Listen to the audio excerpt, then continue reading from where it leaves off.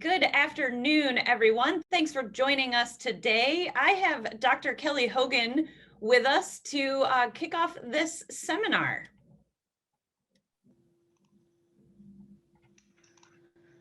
Hi, Jamie, thanks. Good afternoon, and welcome to one of our educational sessions for the virtual Iowa Pork Congress. I'm Dr. Kelly Hogan. I'll be introducing the session today, and we're really glad that you're here to have joined us. As you can see, the 49th Annual Iowa Pork Congress looks a little bit different this year, as in-person events have been limited, resulting in the educational seminars and Iowa Pork Foundation auction going into a virtual format. While the shift in events is kind of a disappointment, the IPPA Board of Directors used the core We Care values to make decisions to keep the whole community safer as the nation works through this coronavirus pandemic. Even with these changes, you can still connect with vendors, attend seminars, and support the scholarship program. If you're interested in other seminars, the auction, swine product spotlights, and more, just log on to www.iowapork.org for a complete schedule and to register. Our first order of business is about the technology we're using today. To make this a little bit easier for all of us who have joined, we've taken care of some of the details for you. You're in a listen-only mode, which means we've muted your microphones for you. Chances are that you'll have some questions for our speakers, and your questions are completely welcomed. Just type them in the Q&A box at the bottom of the Zoom window, and we'll make sure that the speaker takes some time to answer them for you. Now, before we see the feature presentation, I'd like to take a moment to share some information about Boehringer Ingelheim and the swine team's new product offering, Farmera, as a sponsor of this session. I'm going to share my screen now.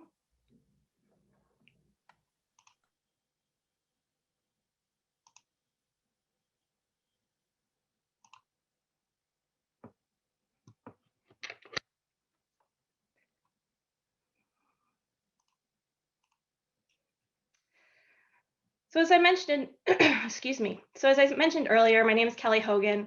I'm the technical manager for the integrated health management team at Boehringer Ingelheim.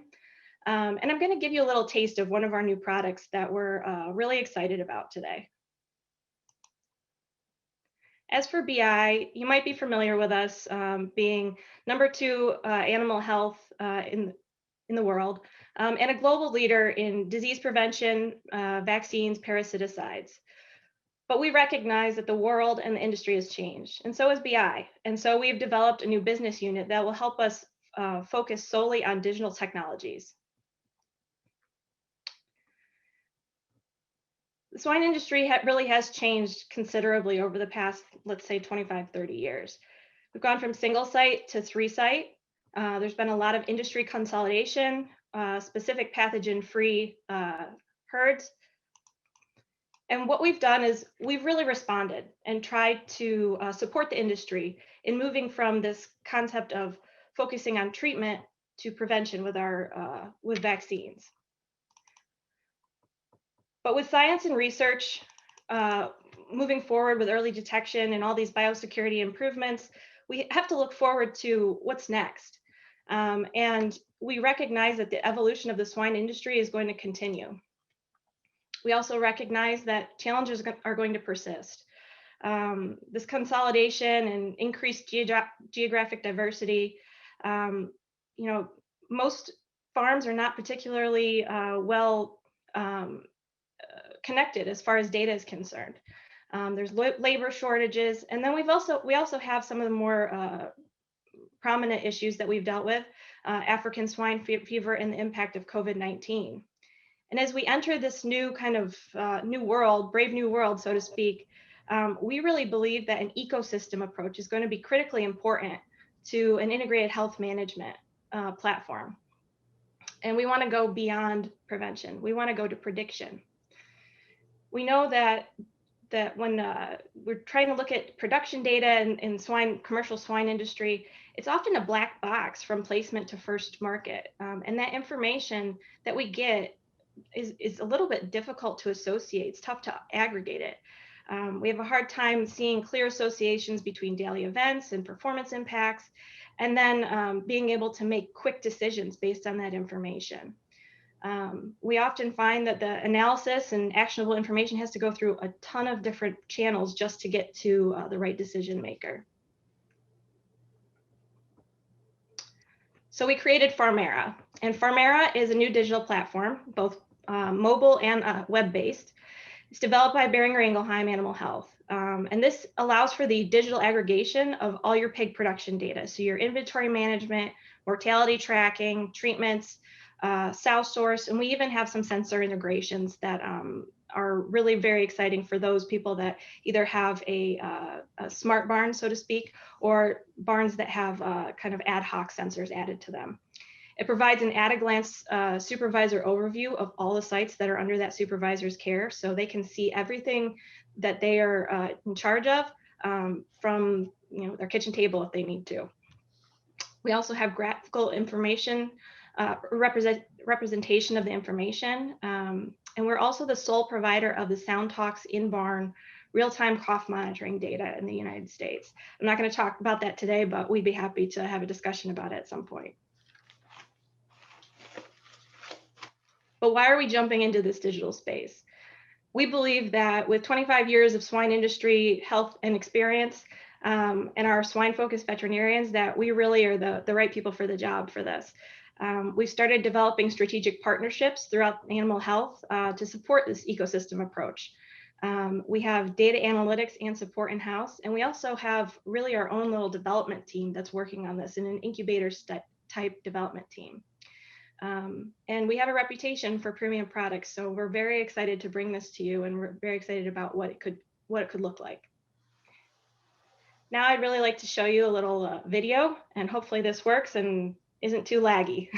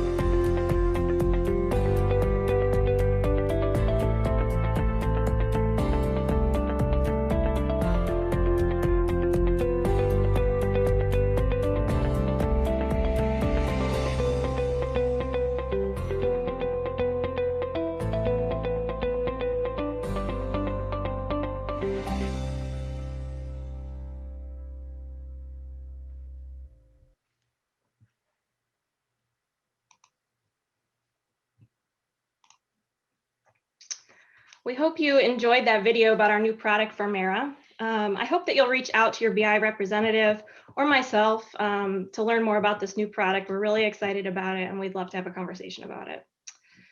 But now on to what you came here to see. Damian Mason is an agriculturalist. He's spoken to audiences in all 50 states, 5 Canadian provinces, and 7 foreign countries. Damian joins us for a discussion about trends and issues impacting the future of food and agriculture. Please watch this, then welcome Damian Mason. America's economic greatness started with America's agricultural greatness. Today, food is more abundant, safer, and available in greater variety than at any other time throughout human history.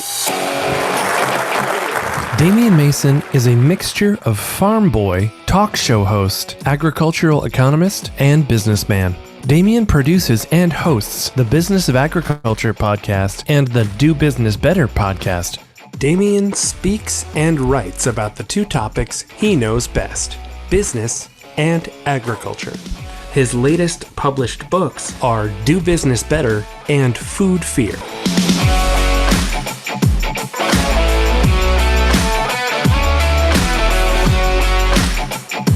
Please welcome Damian Mason.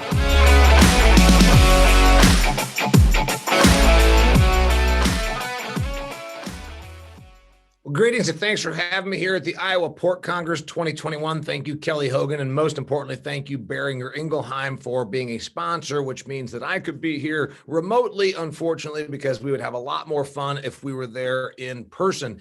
I have been with you before. That wonderful gentleman named Tyler Bettine brought me to Des Moines about 4, 5, 6 years ago, so I was with you. I've worked with a number of Iowa pork producers over the years. You might remember, in case you don't remember me, I'm the agriculture because starvation sucks guy. I'm the guy that's constantly reminding folks that if you eat it, drink it, or smoke it, agriculture produced it. So interesting, by the way, as marijuana becomes more and more of a crop, these stickers are flying off the shelf. But anyway, I'm here for you because for the next little bit of time we have together, we're going to talk about something that we are all very excited about, something that we do every day. We talk about the business of agriculture. I'm going to share with you outlook perspectives. You were teased to join this call that we're going to talk about the F words of agriculture. We're talking about food and farming and finances and the fights that we deal with, as well as the future. So we're going to talk about insights, outlook. I'm going to give you some of my thoughts on these things. And I don't mind if you disagree with any of my opinions. Just realize that anything that I share with you from a factual or a data point, I can absolutely verify and give you the documentation and where I've found it. So I don't mind, disagreement is healthy, even though some don't think so. Don't mind if you disagree on some of my concepts or outlooks, but do realize that anything I share with you from a factual or data standpoint can be verified.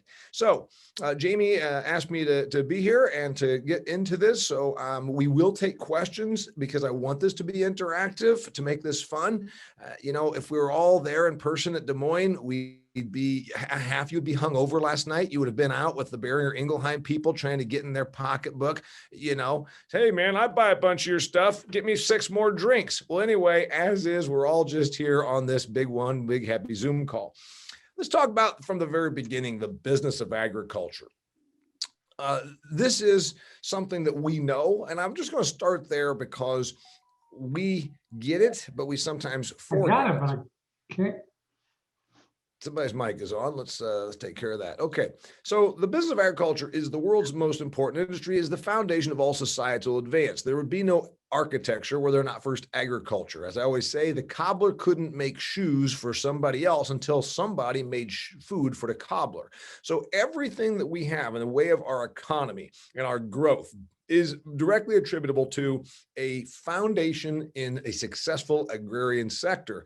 So that being said, we are so good at what we do that the rest of the people that we feed sometimes just take it for granted, and we know that. So we're going to cover all of that from a bigger perspective, and I'll connect some dots as it pertains to our industry. As you may recall from our time together, and I've worked for the National Pork Producers Council, I've worked for the National Pork Board, and I've also worked for you. So some of you and I have met before, and I've also been out there to Washington County, Iowa's pork producingest county, I believe, where I was working because of the good people with Brenneman Pork.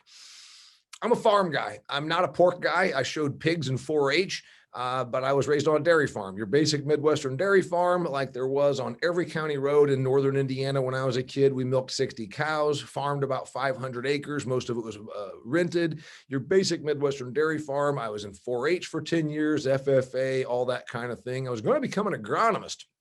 Got to Purdue University because I loved soil judging and FFA, and I was so into this. And I got to Purdue, and they handed me a biochemistry book, and I said, maybe we'll be an ag economist instead of an agronomist. That's me in 1981 as a 12-year-old boy with my grand champion brown Swiss dairy cow.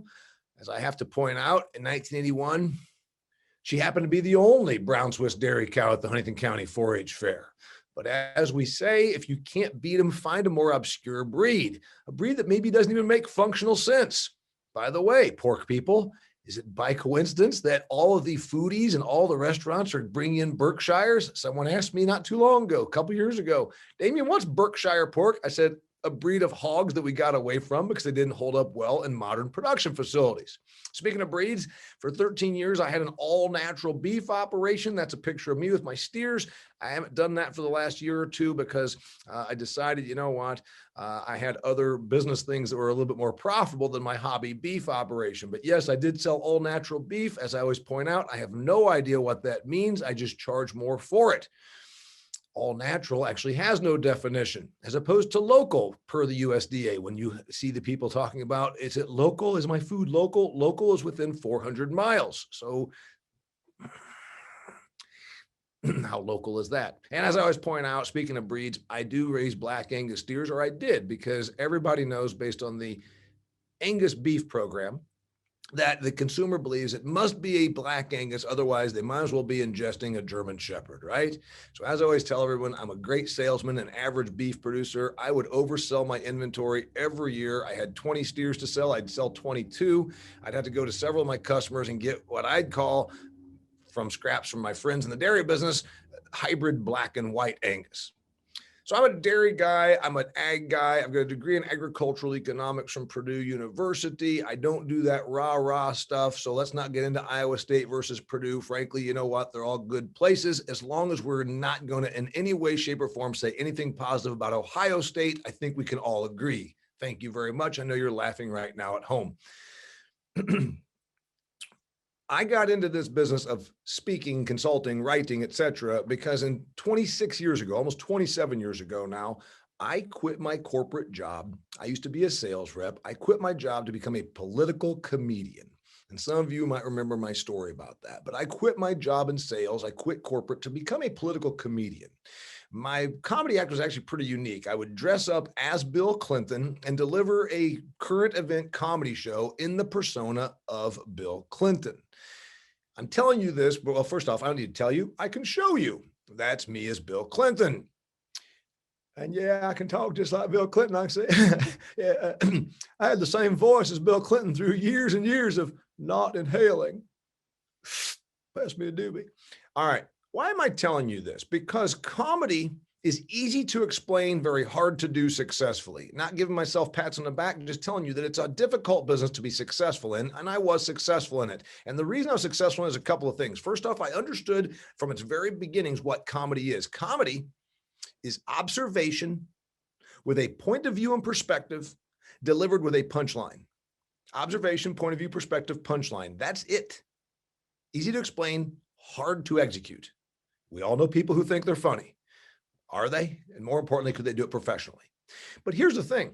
Comedy begins with the observation, and then you put the perspective on it. So the reason I'm telling you this is all those years of doing political comedy taught me to be an observer of everything, to watch everything, to read different papers, to watch human behavior, to pay attention to what goes on in Washington, D.C., to pay attention to how these things are all interconnected, and then to put my perspective on it. So the time that we have together today, I'm going to deliver you my observations with my perspective, and there might be an occasional punchline, but there'll be more importantly a point today. So it's observation, perspective, and point versus as many punchlines today. But I gave you that because I wanted you to understand comedy and what it taught me and what it can teach you.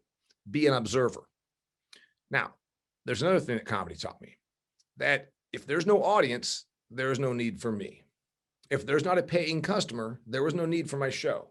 You can be funny all day long, hanging out on your couch, but if there ain't nobody paying you and you don't have an audience, it's not a business, right?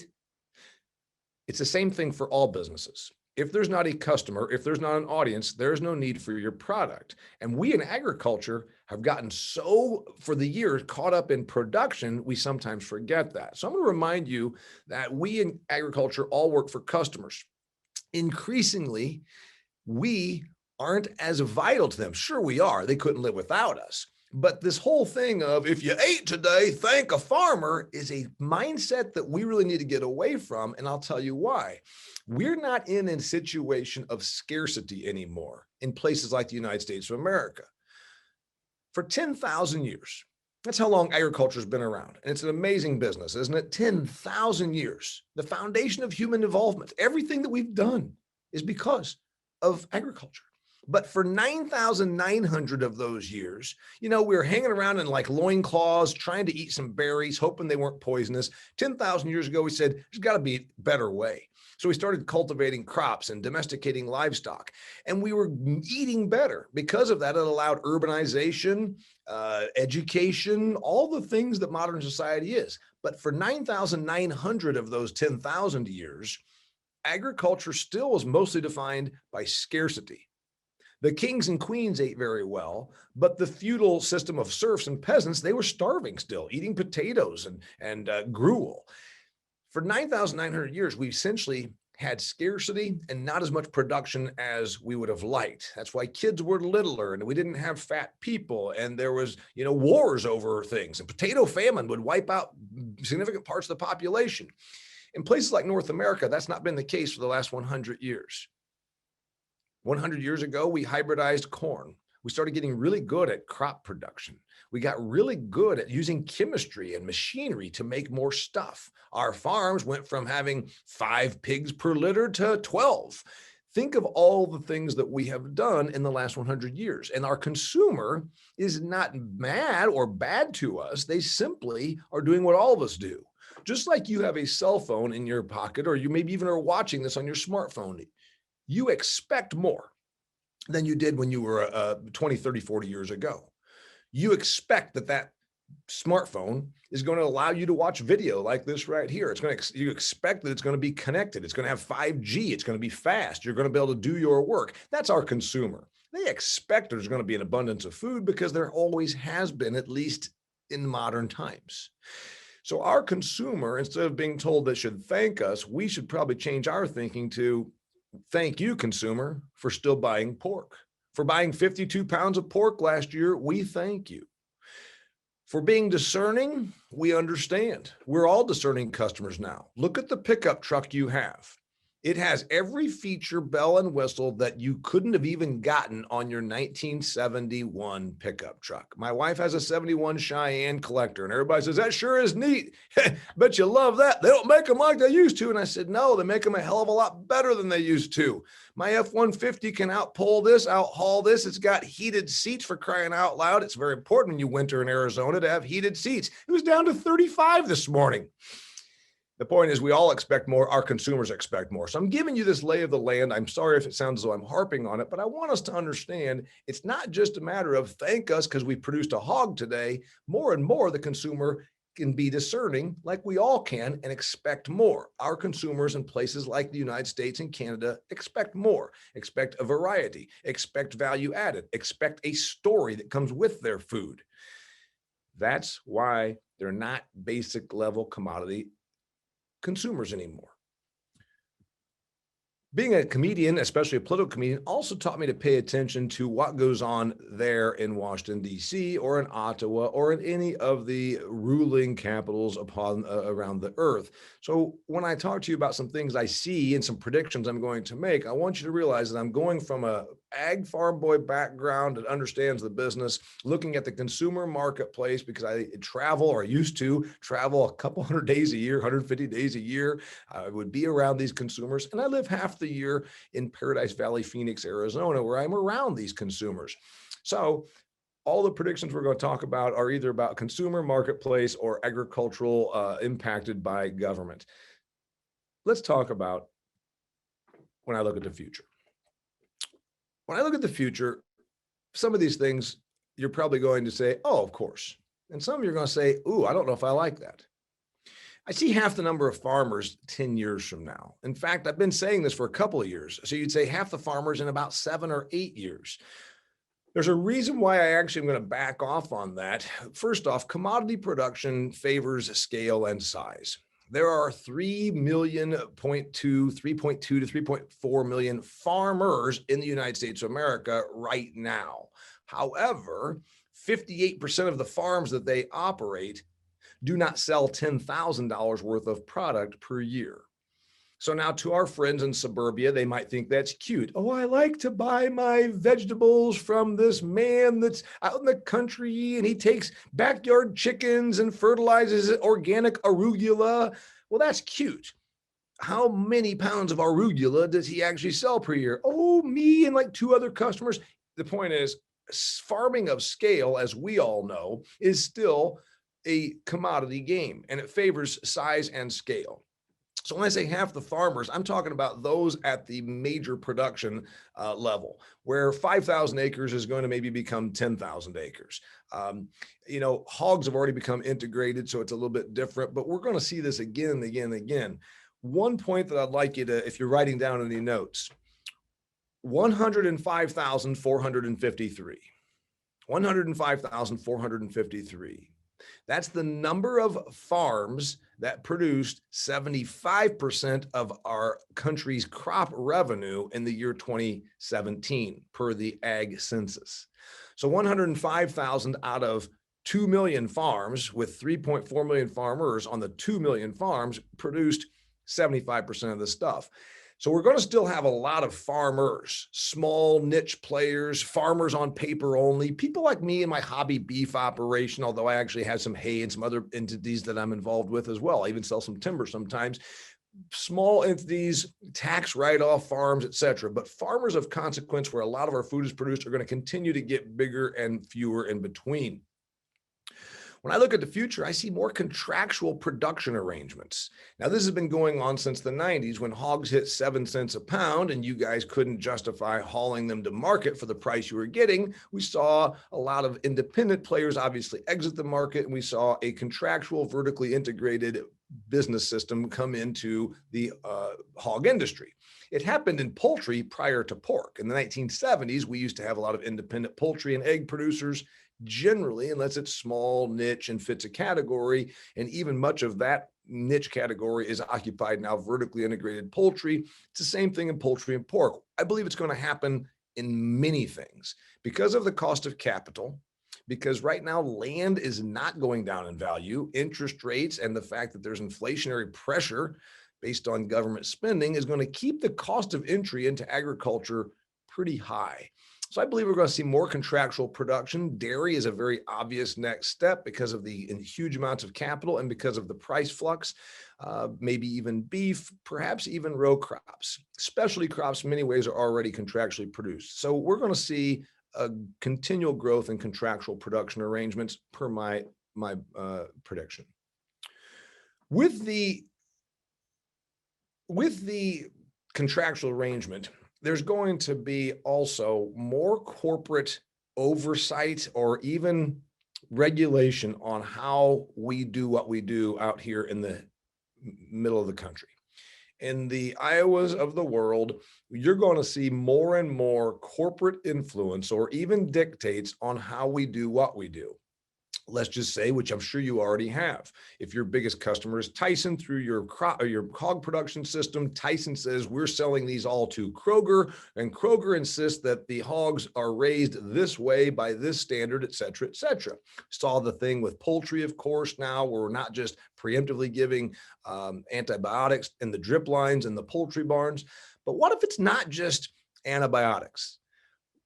We've gotten more judicious with antibiotics, and that's generally a good thing. But what if it's also how you hire, who you hire, what you pay your help, your environmental practices, not even just on how you handle your manure that might be managed and surely is managed by the Iowa Department of Environmental Management, but also how you crop your land, cover crops, the amount of diesel you can use per acre. What if these are things moving forward that our customers insist that we do so that they can appease ag's customers, ultimately those people sitting at the table that we talked about earlier?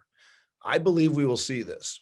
In the Wall Street Journal last week, there was this article that says companies get ready for new ESG rules. ESG, as on my slide right there, environmental, social, and governance. More companies want to be a part of this so they can go out to the marketplace and tout that they comply with very rigid standards on how they interact with their people, the social aspect of things, how their companies are run, and their environmental consciousness. Real quickly, just if you wonder where this is going, this article states that 10 years ago, 20% of the S&P 500 companies, 20% of the S&P 500 voluntarily produced sustainability reports. Last year, it was 90%. So we obviously are seeing this, and from the top bottom is going to impact how we produce. This is nothing necessarily bad or good. It's just going to be your license to sell. If you want to play, if you want to have the contract, if you want to do business, many of the people we sell to are going to demand that we adhere to certain standards or that we publicize and we show the customer what we're doing out here. As I look at the future, I see a continual increase of government in agriculture. Now, this comes on the heels of the year 2020 when we set a record. $51 billion of federal monies were thrown at the ag sector. Of course, we threw trillions at everything, so it's hardly unique that ag got all this money. The federal government threw money at everything, in the year 2020.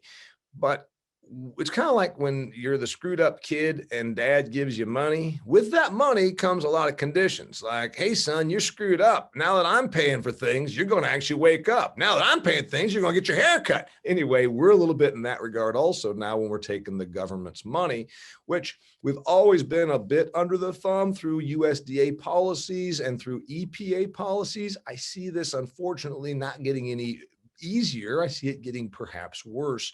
We're going to continue to probably have some government monies thrown at us, but it'll be with conditions.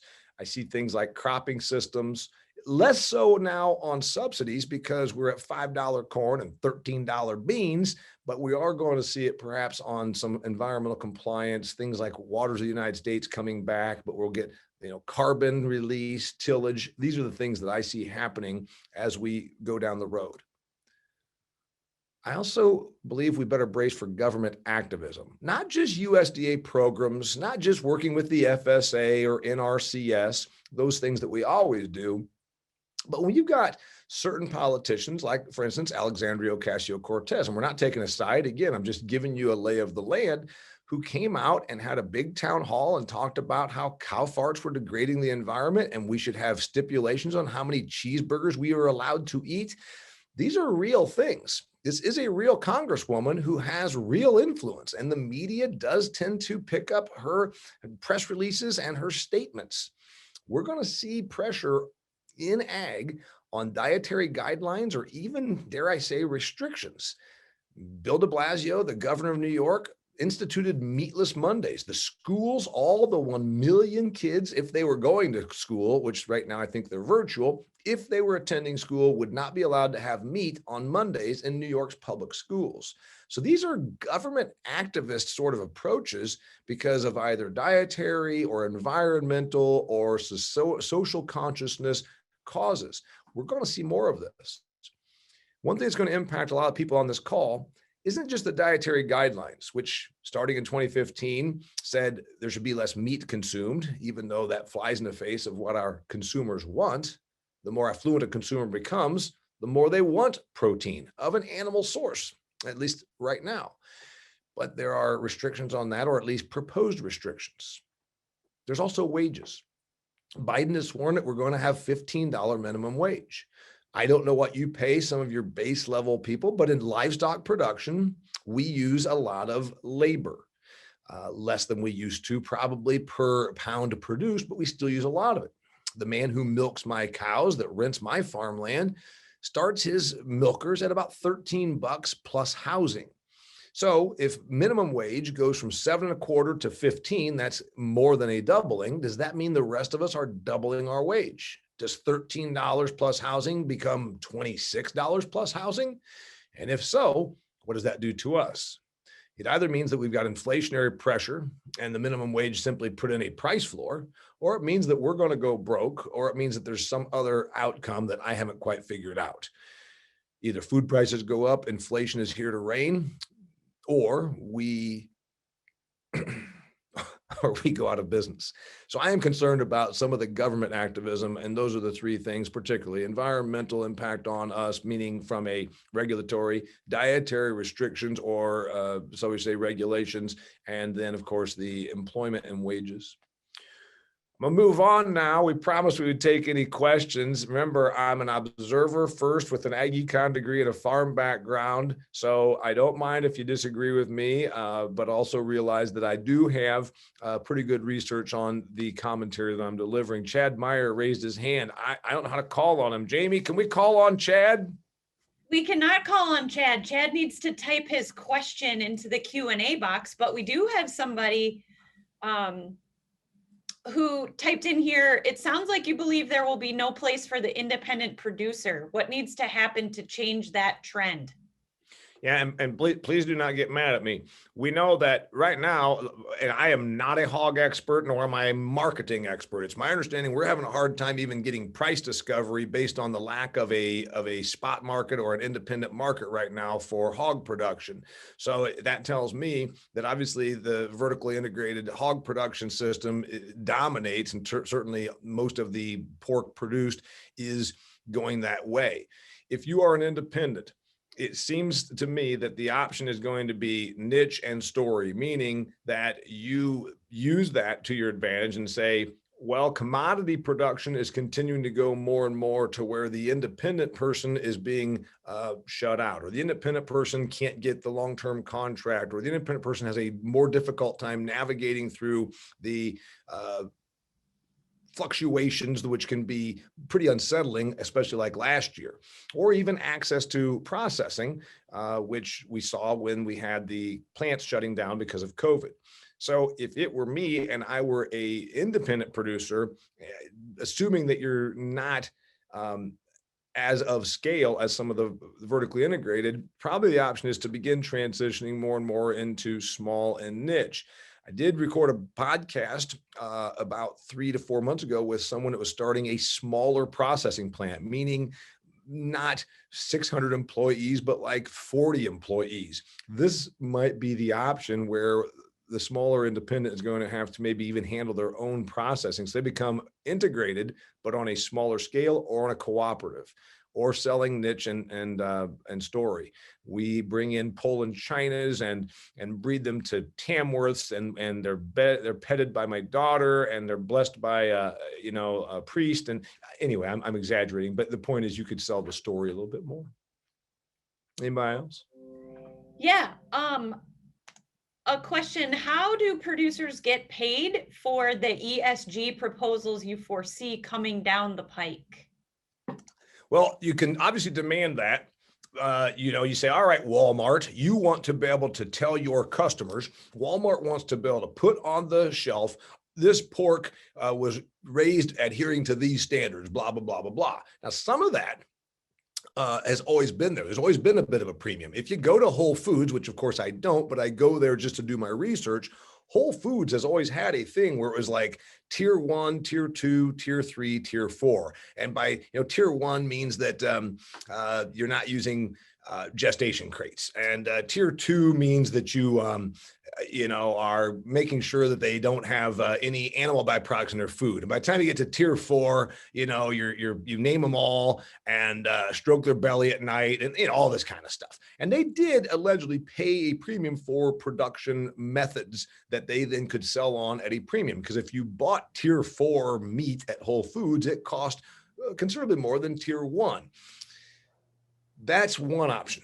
Unfortunately, the power of the packer and the retailer is generally that they beat you over the head with these things and say, you, in order to sell to us, in other words, to even have us as a market, you're going to do this sort of ESG compliance.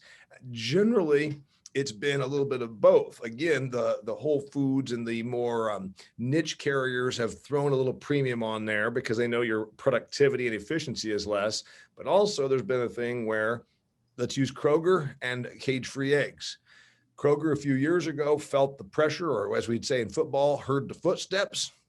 And Kroger said, all of our eggs starting by, I think it was this year or next year, this was a few years ago. And so they said in the next 4 years, all of our eggs are going to be cage free, whatever. McDonald's did the same thing. So just take any of the large users of our product, and they stipulated by the year 2023, all of our eggs are going to be cage free. So a bunch of the industry said, crap, we got no choice. If we're going to sell our eggs, I guess we got to get rid of the pins and do it, which of course there's no such thing as a cage free hen anyhow. I mean, at some point it's contained, otherwise it just run around out in the back 40, right? Anyway, these things sometimes are dictated over time, and say then the industry essentially has to react just to have the ability to sell to the marketplace. Don't necessarily approve of it. We see it all the time. Cage-free eggs is your great example. We David, good? we actually have one more question in here, but I also have one I kind of want to throw in there that stays in the topic of the ESG and those kind of environmental and social license to operate. So obviously pork producers have invested and are very interested in caring for the environment, right? And being good stewards of the environment. It's a piece of our We Care principles that we put a lot of emphasis on. And one of and we certainly want to be a part of improving the environmental quality in Iowa and also the US. But one of the things we struggle with is a uniform definition of sustainability. Well, you're beating me to my own slides, so thank you, and we'll get to that. And by the way, please, I never said that you weren't doing a good job with any of these things. Simply stating that the marketplace wants to be able to sell it more, because again, they know that consumer has had enough food, is discerning, and will demand more and more of this. Actually, it's a good time to hop in there right now. Pulled up a couple of different things for our research. Now, granted, this is beef. I know that you guys are the pork industry. This is from beef, but since they're in the animal protein business, this is an article from October 29th, so pretty recent. And it talked about research on the consumer. And one thing that I pulled up because I wanted to share with you, Millennial and Gen Z. So I think to be a millennial, you're talking about someone that's right now roughly about 40 to 25, I think, would be a person that would be defined as a millennial. And Gen Z is the generation after them. So say the kids that are in high school to college right now, roughly into their mid 20s. Millennial and Gen Zs are focused on the environment and animal care. So again, that would be ESG, environmental and social, as well as the nutrition of the animal plus their own nutrition. In fact, millennial moms, dig this, millennial moms represent $200 billion in spending, $200 billion in spending power, and 86% of them are willing to pay more for a product that offers full transparency.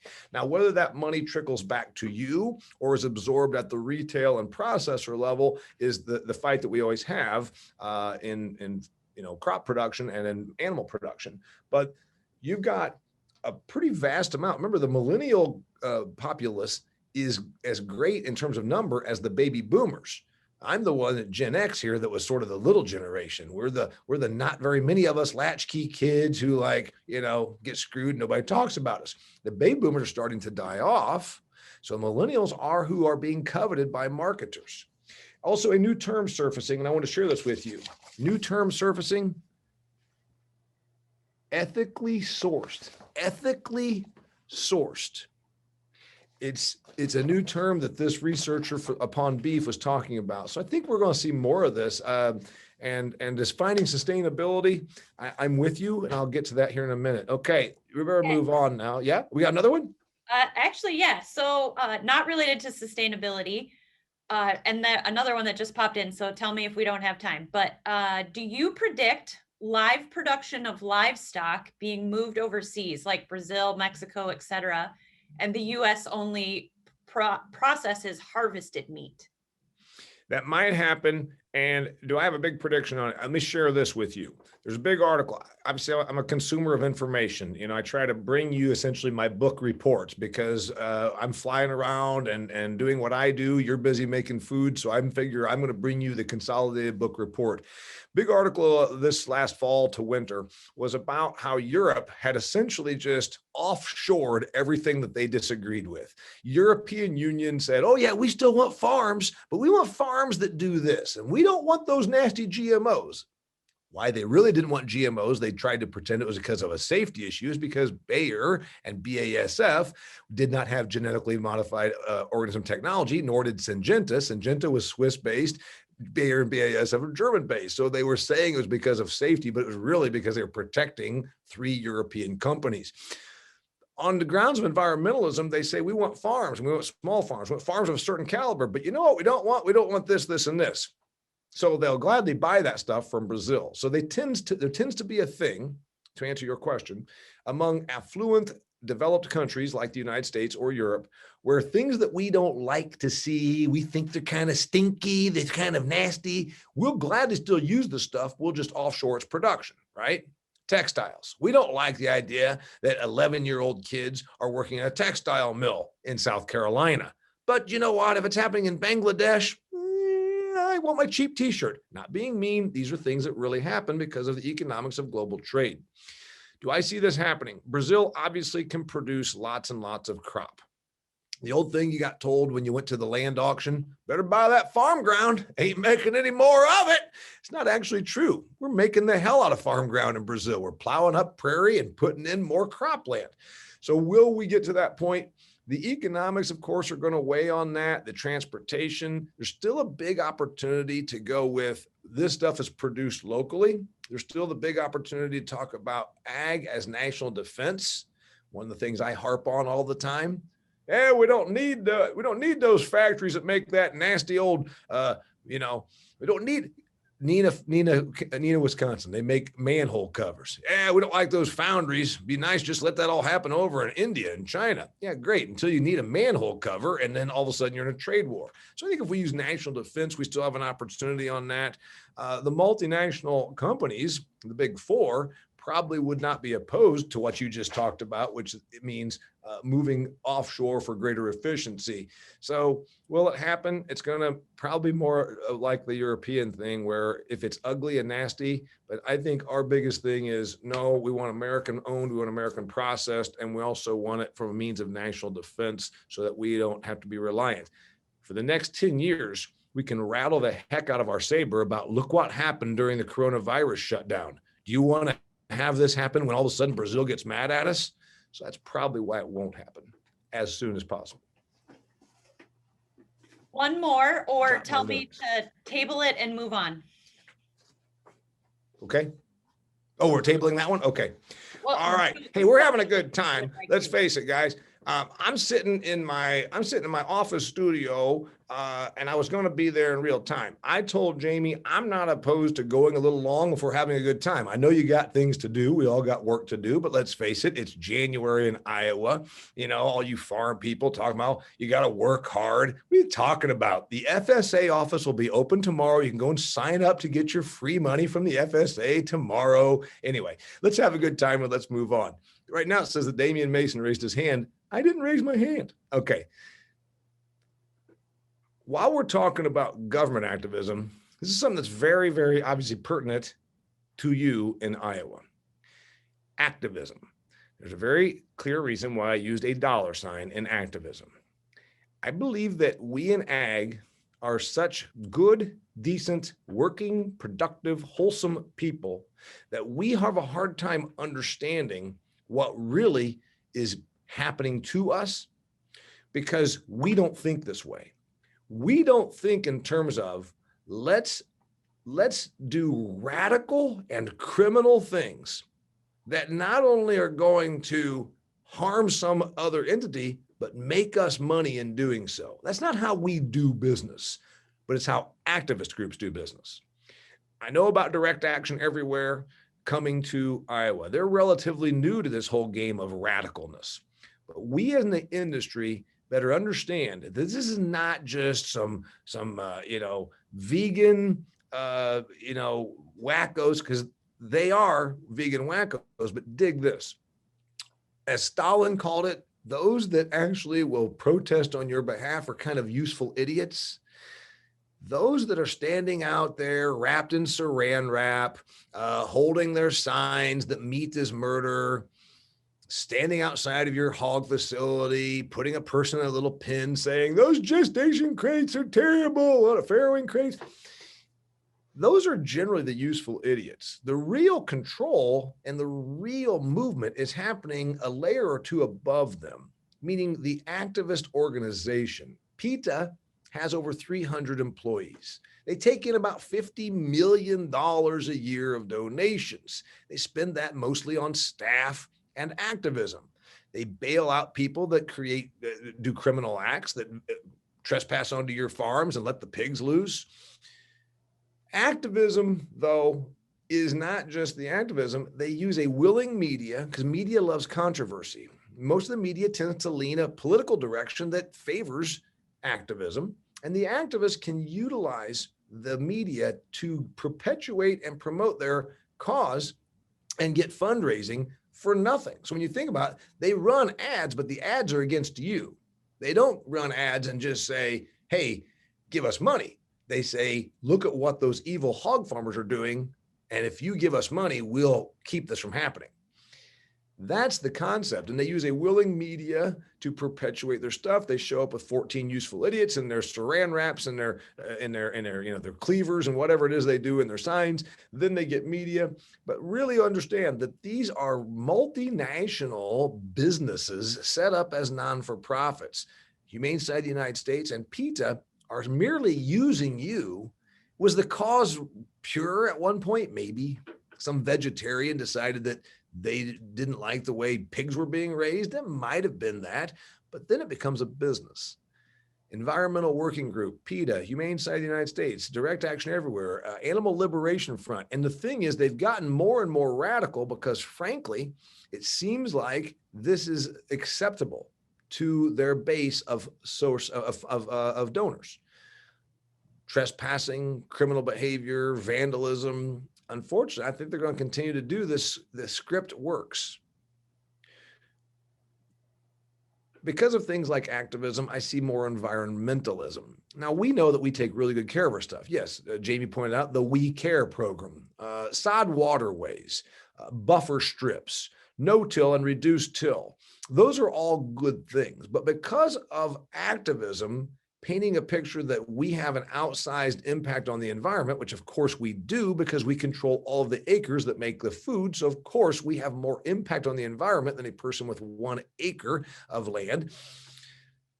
But we're going to see less chemistry and less fertilizer. Here's the good news. We already are using less chemistry and less fertilizer through things like drone technology and GPS and all these things. We're already putting less product on per acre. We'll continue to do that. When I look at the future, I see these things becoming more and more commonplace. We have lawsuits going on in North Carolina against hog producers, not really against hog producers, against Murphy Brown and part of Smithfield, right? And that was about a deep pockets thing. But what we saw is a strategy that seems to work. And unfortunately, it works against us. Trial lawyers work on a 1/3 basis, right?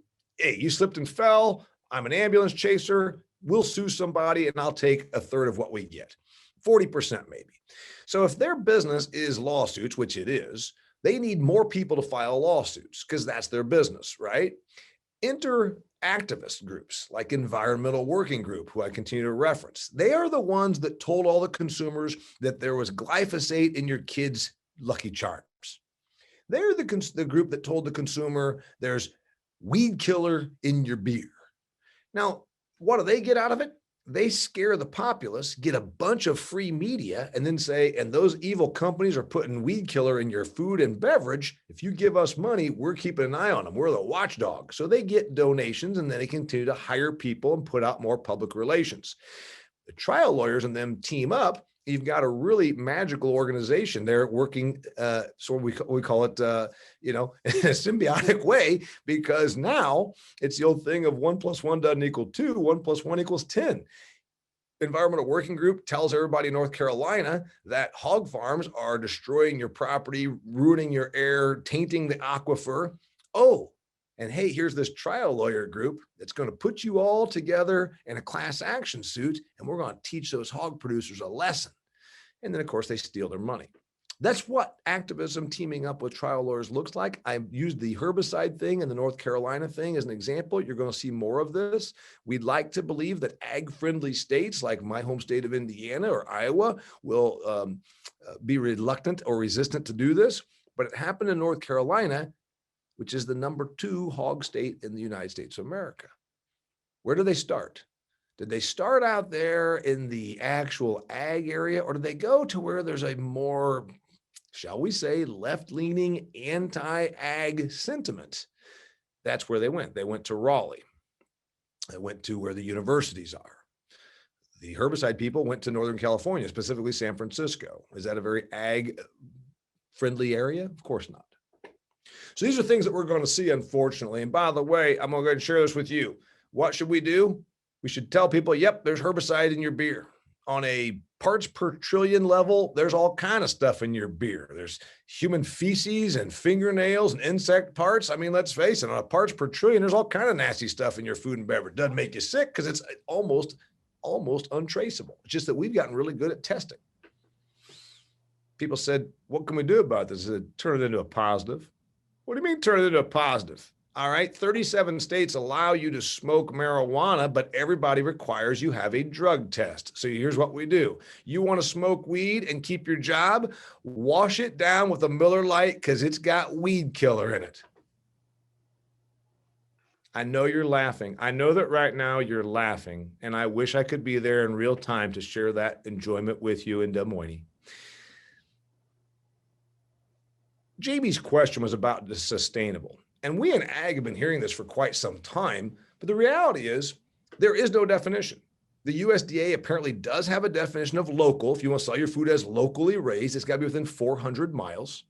Most of our consumers would not consider 400 miles to be local, but that's the definition. There is no definition for all natural. There is no definition for sustainable. So to our consumer, is it these two people that are out there in the nature, walking around with a hoe? Is that sustainable? Well, not really, because to feed 7.7 billion people, we need modern agricultural practices like the picture of the combines. Which is more sustainable? 3 hogs and a couple of panels under a piece of plywood out in Maine, which is where that picture came from, where they don't even really have enough crops to feed the hogs. Is that sustainable? Or is a modern hog production facility like you operate the more definition of sustainable? The reality is our consumer thinks that it's backyard pigs and 2 people with an arugula patch that's sustainable, but we know that the reality is with modern production methods comes less natural resource usage to produce pounds and bushels. We talk about sustainable. What about indoors? We went indoors to produce hogs 50, 60 years ago, right? Complete confinement facilities, manure pits, air handling, make it so those pigs in northern Iowa, where it gets down to 14 below zero, aren't freezing and are actually still putting on growth. Some of our consumers don't like that. Livestock should be outside, should be free range. But what about lettuce? Lettuce isn't supposed to be free range. It's okay to raise that indoors. Indoor agriculture is a big new growth area. Indoor agriculture is getting a lot of financing from big tech and from startups and venture capital funds and hedge funds that believe by putting this sort of a facility next to the population center, now we have year-round lettuce in Des Moines, and we didn't have to truck it from Yuma, Arizona, a few hours from where I'm sitting right now. Sustainable is going to be an ongoing thing. Companies want to tout it, but it's probably better to not have it defined, because when something is defined, then you have standards to adhere to. When it's a marketing and an adjective phrase, when it's an adjective and a marketing phrase, it becomes a little bit more loose ball. When I look at the future, speaking of sustainable, when I said less farms, I'm talking about commodity production, big scale. I do see an absolute continual growth of niche and specialty farms. The marketplace is got more SKUs, those little things we more SKUs in the Kroger than have ever been there. More market categories, more products getting less facing, because now instead of 9 rows of, Ritz crackers, there's organically raised, fresh from the miller crackers. These are things that are going to continue to happen. I've shown this picture for the last 7 years of the sunshine or sadness. That hen has no emotions. The hen doesn't know what sunshine or sadness really means. That hen just knows it stood there for a picture, and a minute later, a hawk swooped out of a tree and killed it. That's what that hen knows. And yes, I'm going to go ahead and share it with y'all. There used to be just milk. Now there's all kinds of pretend milk, from rice to soy to almond to cashew to hemp milk. Hemp milk's a brilliant category. You drink the fluid, you smoke the carton. I know you're laughing. Okay. When I look at the future, I see things like adjectives being more and more an opportunity for us. Now, some of them are not as, shall we say, legit as others. Heirloom, yeah, that means that it's something that we used to do. Heritage breed. Again, I used Berkshire as an example. Any of you old hog types, you know why we got away from Berkshires a long time ago. But heritage breed, while there's no definition, there's really not a definition of heritage breed, is a term that sells. So Rhode Island Reds and Tamworths and Herefords and all these kinds of hogs and all these kinds of oddball chickens and, Guernsey cows, which I can't imagine anybody's going to bring back Guernseys. I'm a dairy farm kid. Guernseys went extinct for a reason, because they suck. So anyway, you're going to see some of these things, but also some that's actually more fundamental, like certified humane. If I were in the hog business, I would look at getting certification that proved how humane and well treated my animals were, because I already shared it with you. It's going to move the needle, and the consumer will pay more for a product about animal care and environmentalism. By the way, I know we got hog people on this call. I'm just a farm boy who took some pigs in 4-H.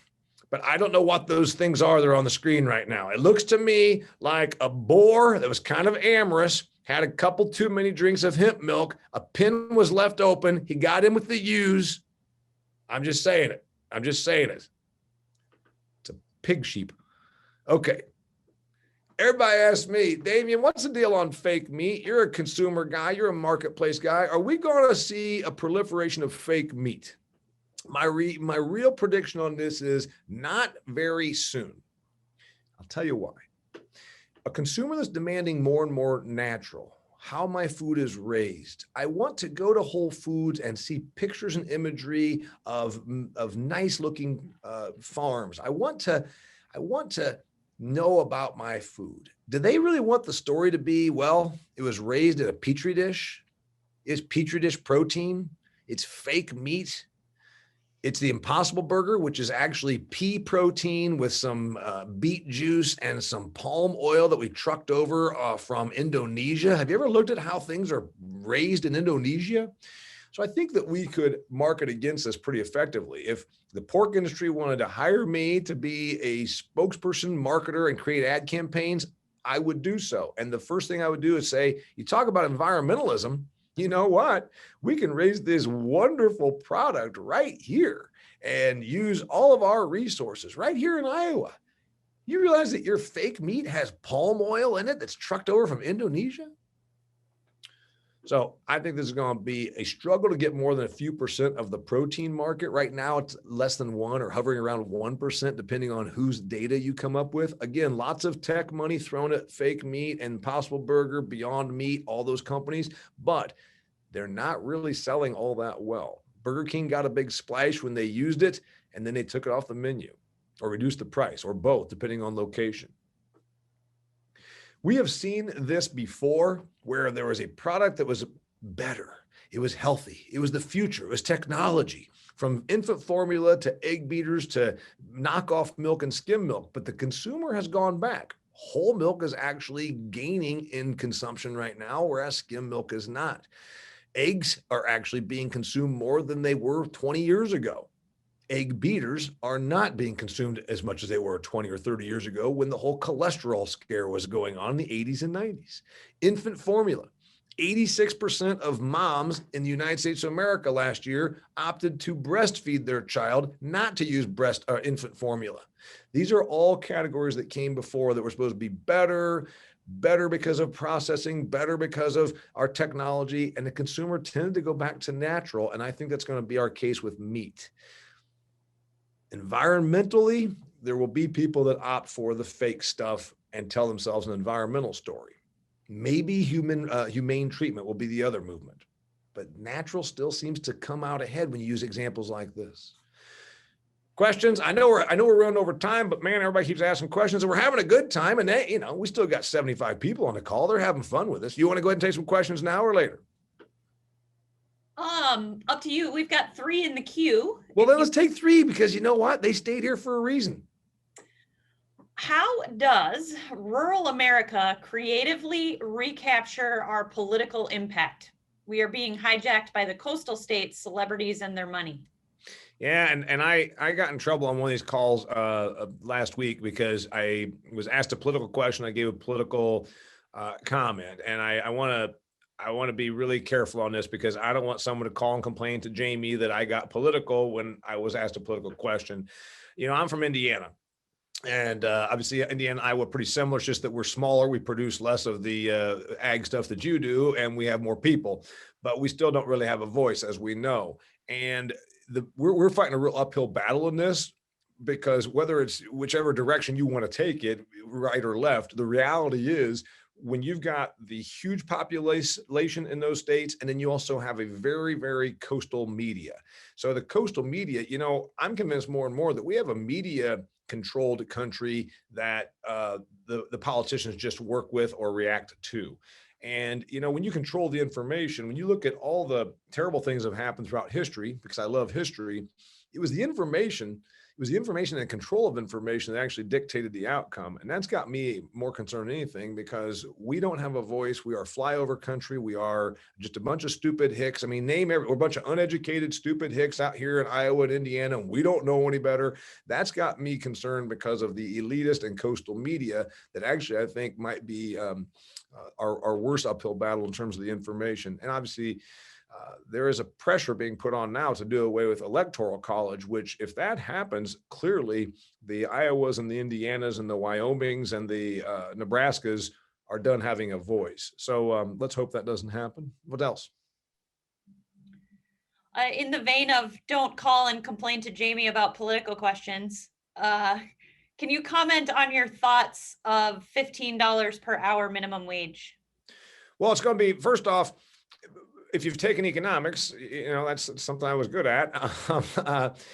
Price floors, price ceilings are attempts to circumvent the natural forces of supply and demand. There's a supply and a demand curve, and at the middle where those come together is the equilibrium point, which is the price, the market price, if you will. So when you look at New York City, which does rent control, what they're saying is you can't charge more than this for that apartment because there's a shortage for apartments. So what happens? Well, people work around. They go and bribe people or, give somebody a car to get an apartment.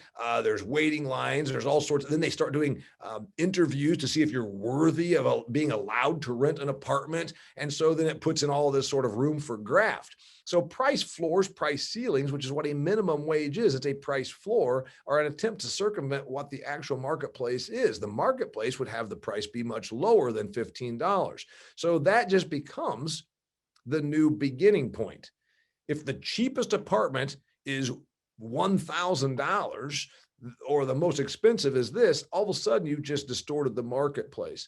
So at worst, it's an attempt to change what is economically going to happen. But when it's put in place, everything goes up from there. If now it's $15 for you to do something like a $7 job, that means that everybody that was making $20 says, well, I guess it's time for me to double what I charge also, so I'm going to charge $40. So the price of everything goes up, and it tends to be inflationary. Obviously, when you keep increasing the price of inputs, there tends to be inflationary pressure on it. So that wasn't really political, that's economic. Although the unfortunate thing is most people tend to make minimum wage a political argument versus an economic one. Let's go back a little bit to the sustainability piece. Like, so what do you think the documentation or the auditing standpoint, what does it look like for producers as more companies implement standards for sustainability? Do you think something like the common swine industry audit will be enough, or is it going to be bigger than that? Well, sustainability, I think that most of the stuff, and you guys are the producers and I'm not, most of it has been sort of voluntary, you know, we care and all those sorts of things. And that's mostly been about animal treatment. Has it actually ever addressed usage of resources? Has it actually ever been, you can't be above, what's the conversion ratio on hogs right now? Like 3.5 pounds makes a pound of gain or something like that. So real sustainability would be, we are not going to reward producers who are inefficient with utilization of natural resources. So we are going to say for this hog facility, this many gallons of water and this many pounds of grain, that would be real sustainability. We've cut our usage of diesel, all the things that you really were talking about, it'd be usage of the resources and then converting that to what then amounts to pounds of gain. Will that happen? Well, look at what it's counterproductive to then what happens at the U.S. Department of Agriculture. When we threw out money, there was a $250,000 limit on per entity, which then means that if you gave $250,000 to a huge organization, that's a spit in the bucket. If you gave it to a smaller operator, that probably is less efficient because unfortunately, when it comes to production of things like milk and pork, usually smaller does production with more use of natural resources or pounds of grain or water or whatever.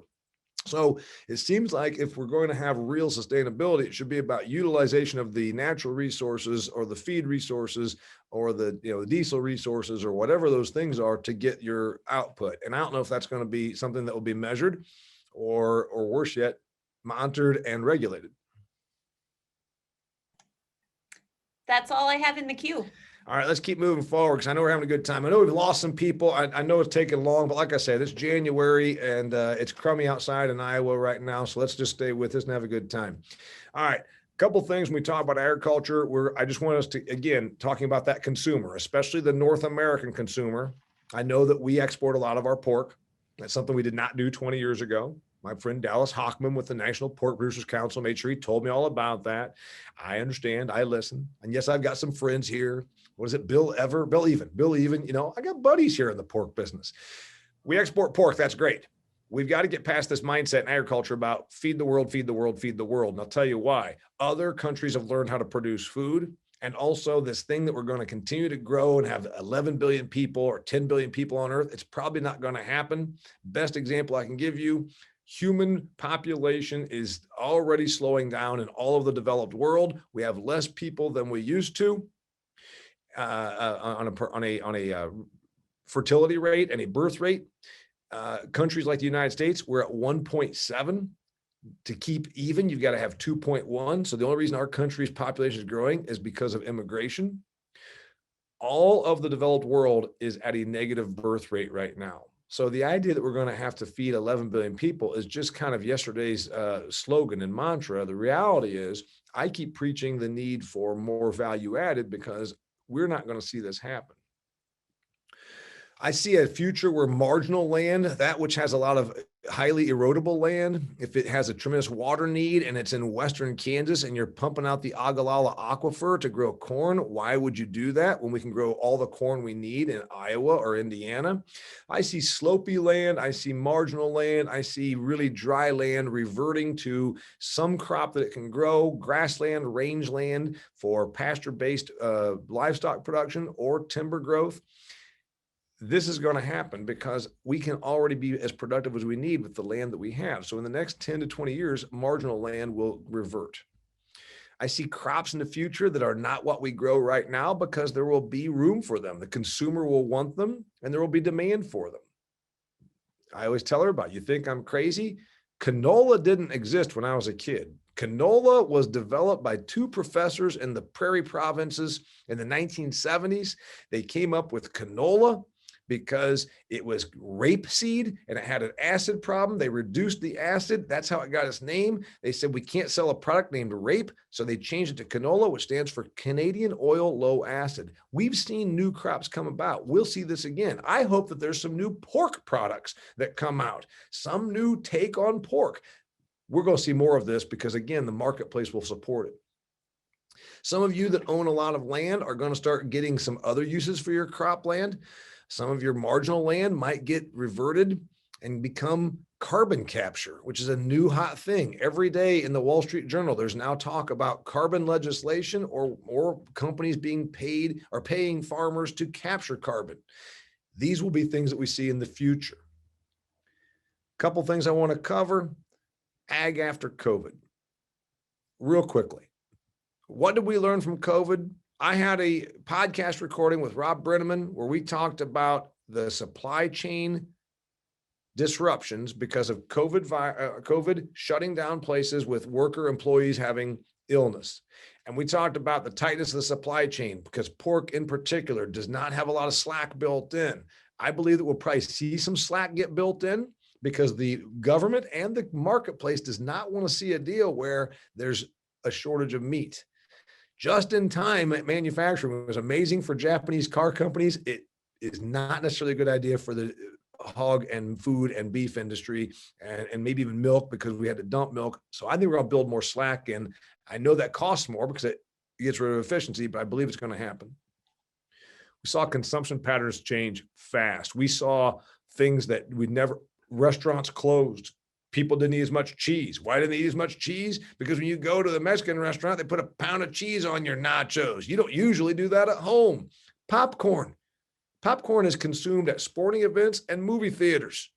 How much popcorn are you supposed to be eating right now? Oh, I have a bag once a week with my kids. That doesn't hold a candle to the movie theaters and sporting events. Lots of consumption patterns change fast. Will they change back is the question. Let's talk about meat. The last time that we saw meat consumption take a tumble was in 2008. Right now, we're at about 220 pounds of meat consumption per year per American, or we were last year. And this article says that this is out of the pig site, by the way, another little website I found and pulled up this article here, talked about how we saw about a 5% decrease in meat consumption last year. It's expected to come back. When we have disruptions, we do lose meat consumption, but usually it's from an economic standpoint. 2008 to 2014 is when we last saw a 20-pound decline in American meat consumption. We're back to 220 pounds. Trivia question now for anybody that stayed on. I should have done this when we had all 80 people. For a copy of my book, Food Fear, send me an email to Damian@DamianMason.com with your answer. I'll pull 2 people out that send me the right answer. What year was the last time pork consumption was under 50 pounds per American? The last time we consumed under 50 pounds. Right now we're around 52 to 53 per my research. The last year that we consumed less than 50 pounds, was it 2011, 2008, or 2013? Woo. Send that to me, Damian@DamianMason.com, and I'll pull out 2 names and send you a copy of my book, Food Fear. It's my ag and food book. All right. One thing that COVID showed us is something that none of us wanted to see. Most of us remember as kids seeing imagery of what it looked like in communist countries or Venezuela, where there was no food on the shelves. You went there and you didn't see toilet paper, that scared you. Then you went there and you saw that they were fighting over meat. That got you really, really scared, didn't it? I don't think we're going to see much of that anymore. I hope that our industry learned, and I hope that we're going to build in a bit more slack. We had 13 days of meat in cold storage going into COVID. Is that going to be our new normal, or should we build in more supply? Something we should all be very, very proud of. We're all ag people. We love this industry. We're from this industry. We work in this industry. We should be very proud of how resilient we were, that we held up, that we bent, but we did not break. The good people of the Iowa pork producers, the good people of North American agriculture bent but did not break. Again, national defense. None of us want to see people go hungry. None of us want to see our country be weakened. Be very proud of what we did and how this industry handled all of those problems that we were presented with out of our control because of COVID shutdowns, lockdowns, plant closures, etc. You're supposed to talk about China if you're an ag guy. So I just talked about China. Told you, send me an email. We can close with any last questions because I know if you stayed on, you're probably having a good time. I will pull out names of that when we do the question. I really appreciate Dr. Kelly Hogan with Boehringer Ingelheim and everybody paying for me to be a part of this. I would have loved to have been there in real time. Some of you already keep up with me on social media, so please do so. There's all my contact information. Do we have any more questions? Or are we going to go out clean here, Jamie? No more questions in the queue, Damian. Damian, Is that my old buddy from Washington County? you got it. Can you hear me? I can hear you. I hope you brought some of your staff in and are making them sit around and listen to this brilliance. Yep. Hey, Prop 12. You didn't say anything about Prop 12. I don't know a lot about Prop 12. Let me dig into it and I'll send you my thoughts on it. Okay. All right. See, you can always count on your buddy Rob Brenneman to come in at the last minute, ask you a stumper question, make you look silly in front of everybody after we had so much fun. Anyway, thank you, Rob. I'll look into that. I actually don't know. I've heard of it and I don't know enough about it. I like to, as you know, I like to do my research and view at least a few different sources to form my opinions. By the way, I did bring out a package of bacon. My wife said, "What are you doing?" I said, "I want to make sure these people know I'm all down with what they do. I'm going to hold up a little pound of bacon here to show them that I'm supporting their products."